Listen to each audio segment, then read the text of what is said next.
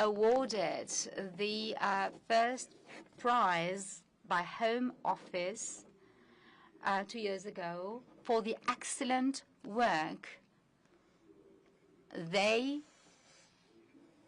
have done together with the respective structures of the UK. Whereas last year they were not awarded the first prize, so that others did not become jealous for them being awarded the prize twice in a row. We have to accept, and we are okay with being victims of the jealousy of others.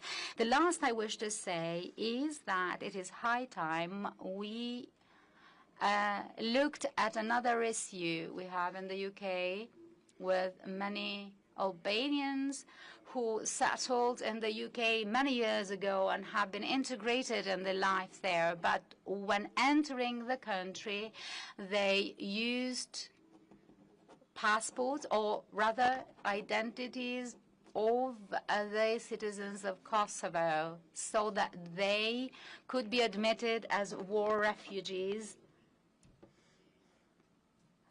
whilst they were fleeing a country that was facing many challenges. And they are actually living with two identities as we speak, with one identity for the UK state and one identity here in Albania. So it is an issue that could find a solution, considering that these are citizens that are fully integrated since more than 20 years now. And even more so, contribute to the socioeconomic life of the UK in a very dignified way. Finally, there are 50,000 Albanian citizens with British passports contributing in the UK, and also other 50,000 others with Albanian passports that constantly contribute in such a dignified way. So it is unacceptable for us, after all this huge work done with the UK government, that Albanians continue to be stigmatized as if they were the problem of the UK, represented in this way by several media sources. Finally, we spoke with the Prime Minister about the trade exchanges. We have an increase in such exchange compared to previously, with around 27.5%.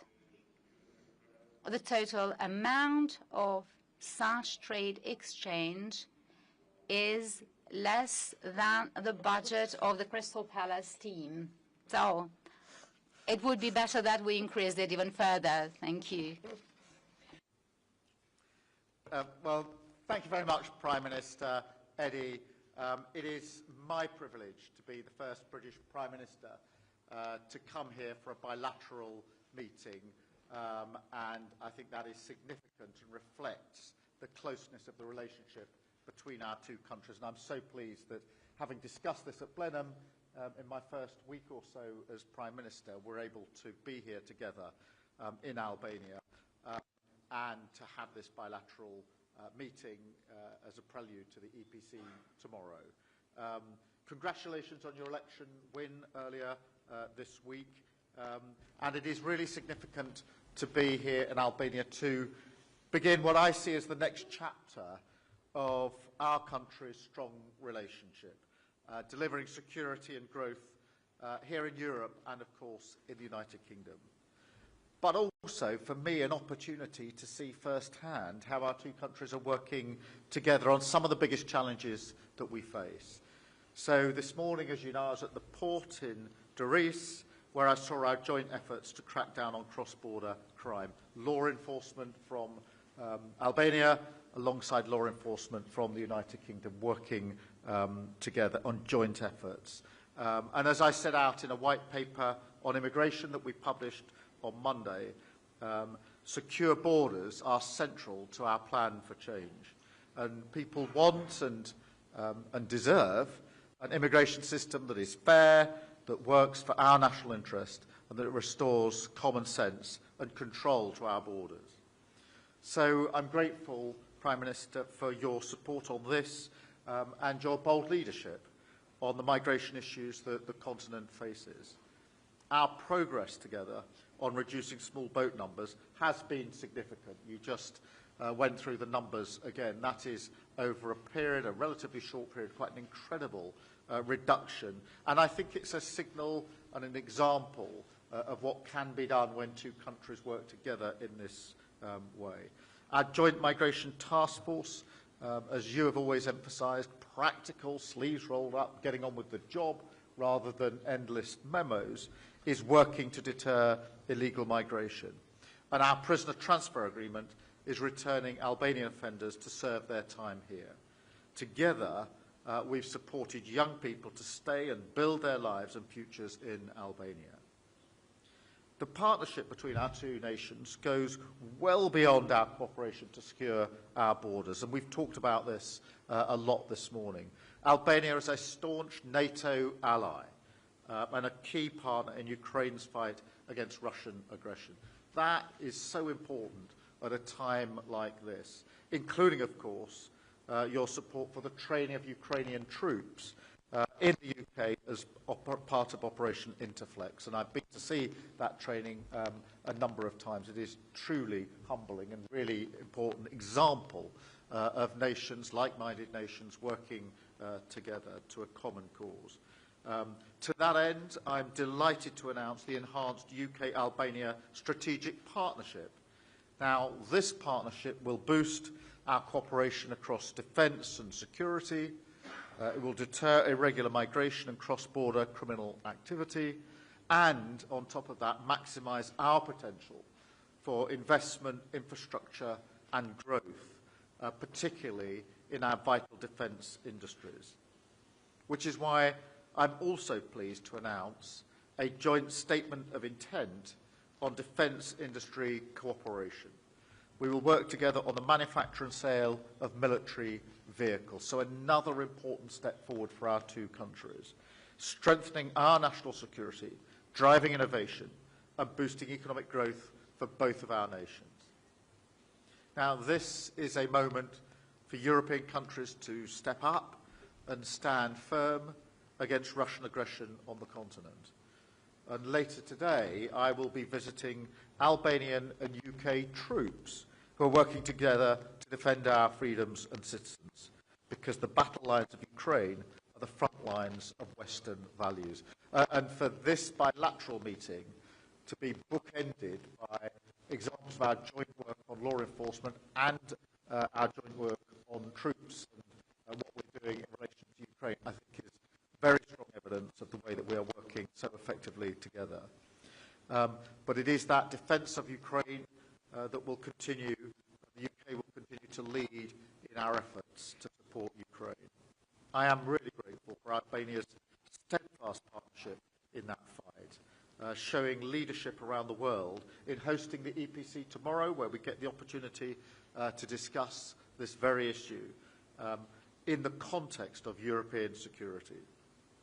And we are sending a strong message at this critical moment that Europe stands united, strong abroad, secure at home, putting money in working people's pockets and deepening our partnerships with our European allies for the benefit of the people in the United Kingdom. As I said, it's a privilege to be here for this first visit. Thank you so very much. Thank you. Questions?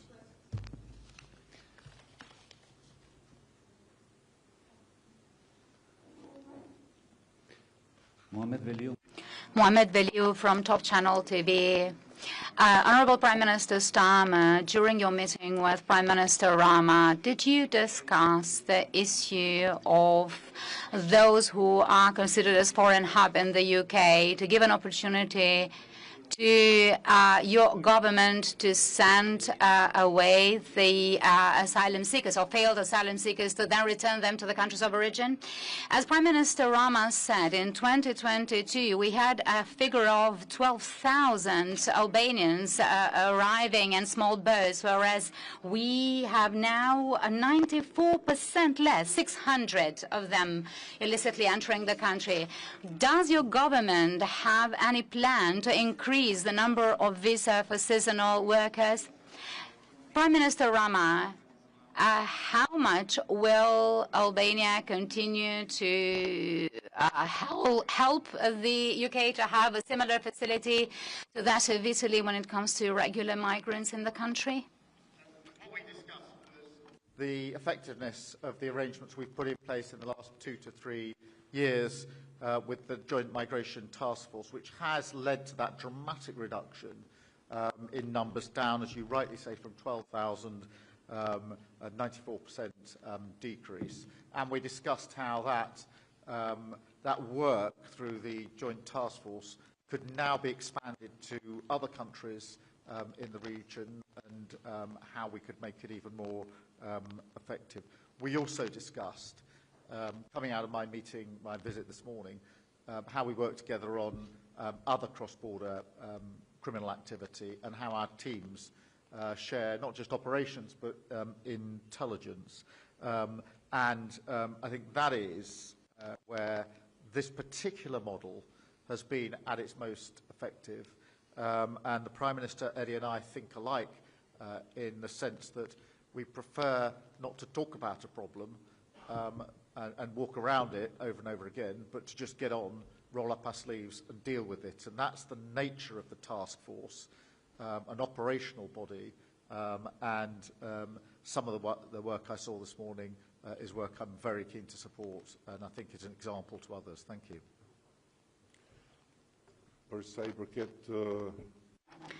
Concerning the question of replicating the model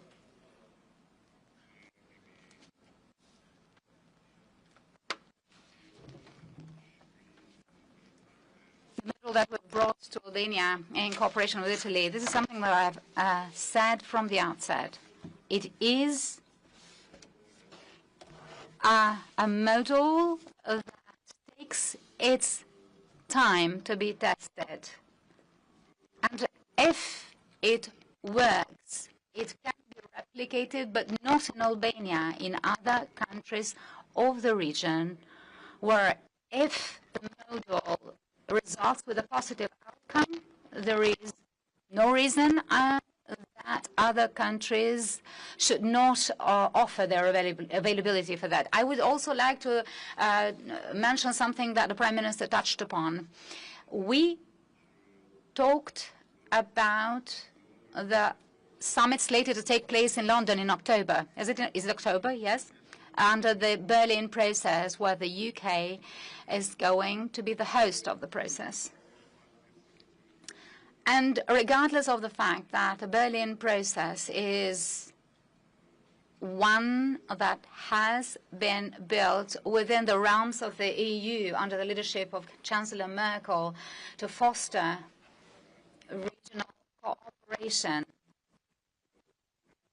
the benefits of integration, including the EU1, we consider that it's going to be highly positive and value that during the London summit, the countries of the region have a window of exchange when it comes to the relationship between the UK and the Western Balkans concerning economic and trade cooperation.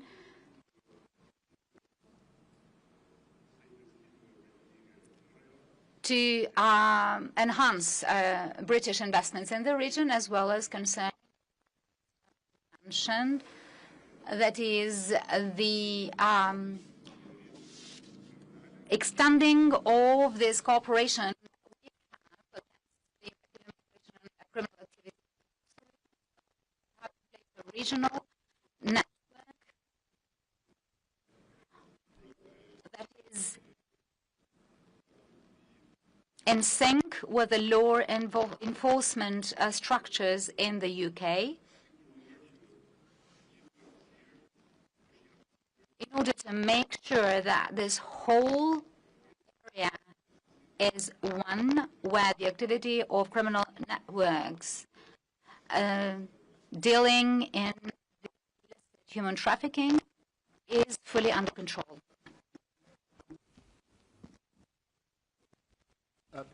Chris.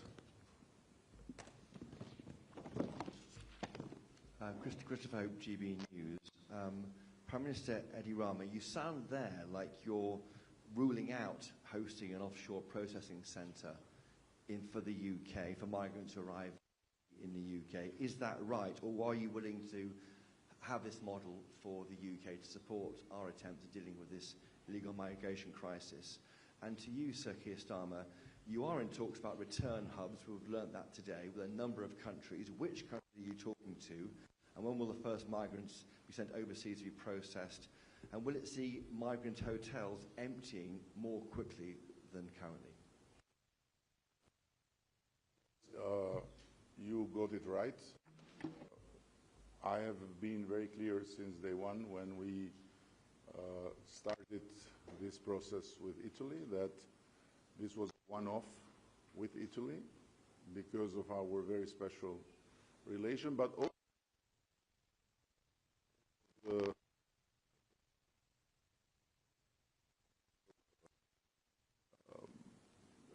situation which makes a lot of sense and very frank with you, by several countries if we were open to it, and we said no, because we are loyal to the marriage with Italy, and the rest is just love. Chris, in relation to your question to me, yes, we are in talks with a number of countries about return hubs, and I see them as a really important innovation, and with the work that we've done in relation to UK-Albania, reduction in numbers, the work that we've done on law enforcement arrangements with other countries, the return agreements that we've put in place, the record number of returns, and what I'd like to do is add return hubs to that.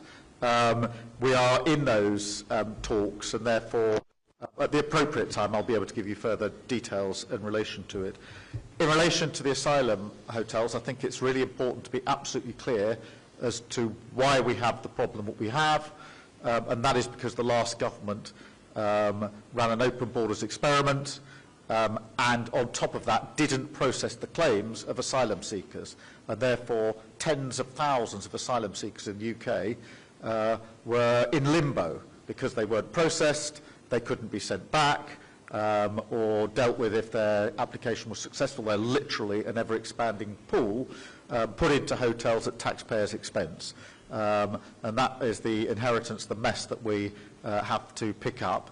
The way through that is obviously to do the work that we're doing to stop people coming illegally to the United Kingdom, which is why this summit, the work we've done with Albania and other countries is so vitally important, but also to process the claims so we can return people who shouldn't be in the United Kingdom. And I'm really pleased that we've rolled up our sleeves, got on, and now returned 24,000 people who had no right to be in the United Kingdom. That's the highest number for nearly 10 years, and we'll continue to do so. Thank you.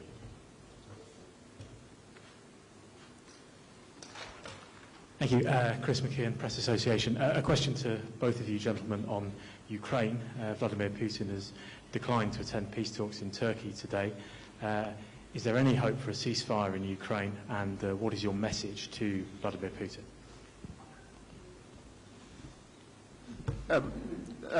Let me take this head on, because what's happened today is further evidence that it's Putin who is dragging his feet.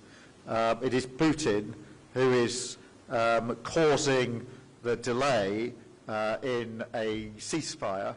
Ukraine has long been clear, several months ago now, that they would have a 30-day unconditional ceasefire, and we have long said that it's Putin who is standing in the way of that peace. He was the aggressor in the first place.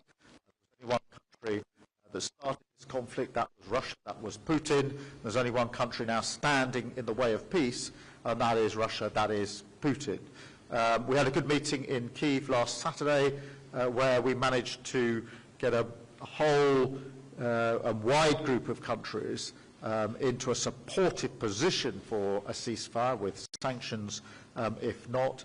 We now have the opportunity tomorrow at the EPC to continue our work to bring about a ceasefire. But for me, this is evidence of the point I've made repeatedly, which is that it's Putin that is dragging his heels. That is why we need all nations to line up together as allies to ensure we get the ceasefire that is so desperately needed, but also to ensure that we have sanctions in place should Putin continue down this path of dragging his heels and not coming to the table for the ceasefire. I would inform you that you are in a country that since the change of the regime from a dictatorship to democracy 35 years ago, no Russian president or prime minister has put foot, and no one from here has flight to Russia. And we don't miss it, and we are not looking to change it, frankly. But this is a long story that is related to our history with the Soviet Union and Russia. This being said, I want to add that we have been all the way on the side of Ukraine and will continue to be. We are aware that although the country might have the tallest prime minister in NATO, it doesn't have the strength and the weight of many other countries to play any type of major or determining role. But on the other hand, we should not forget that we are blessed to be born in the continent of enlightenment and in a space of humanity where the dream of perpetual peace was born, and Europe itself is a project that has been always driven for peace. So while we do everything to make sure that we have the strength to protect our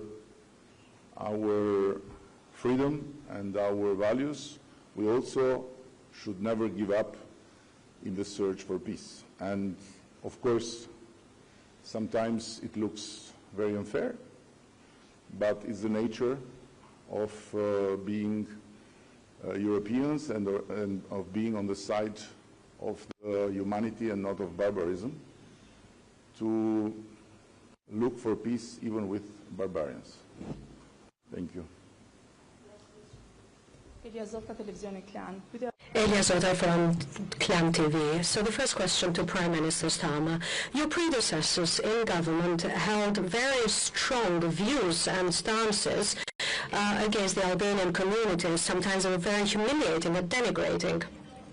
By not clearly making a distinction between those Albanians who live with dignity and honorably by paying taxes and being good and law-abiding citizens, and perhaps few who are involved in criminal activities. And given the fact that you are the first prime minister, serving prime minister to visit Albania since we established the diplomatic relations, is it not high time that Britain actually apologizes for the way Albanians have been treated? And Prime Minister Rama, concretely, could you tell us exactly what this agreement on defense will be focusing on? And the British Prime Minister also mentioned the manufacturing of military vehicles, but could you be more specific, please? Thank you. Look, I think the fact that I'm the first British Prime Minister to be here in Albania having a bilateral meeting should be seen as a statement to the regard that I hold Albania and this Prime Minister, Edi, in and the nature and strength of our relationships. And I won't comment on previous Prime Ministers in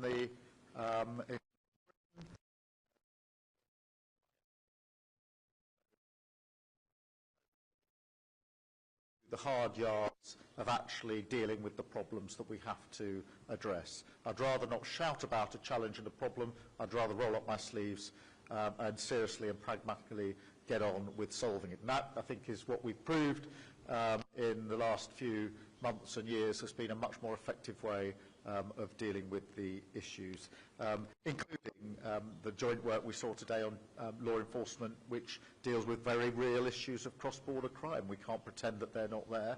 But then equally, the training with the troops this afternoon, which is a moment I think we're both very proud of, that our troops and militaries are working together in that way. Thank you.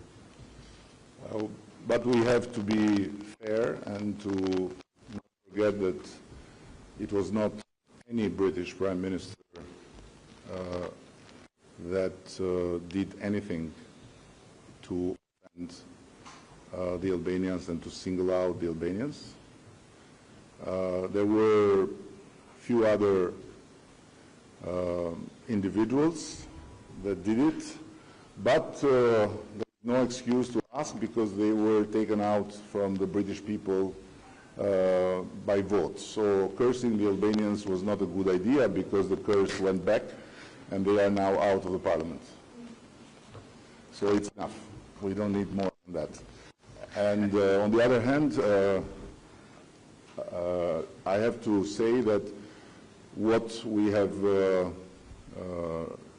said repeatedly is that we are now in a new era, and that's why the government is in a new phase in terms of building up the